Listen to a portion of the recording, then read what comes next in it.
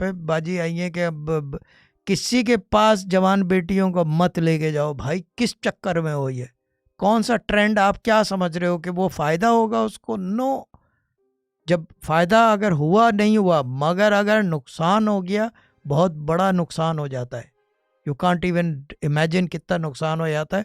इकरारुल हसन के, इकरारुल हसन नाम है ना यार भाई लड़के का, तो यस नाम ही यस याद नहीं यस रहता यस यार।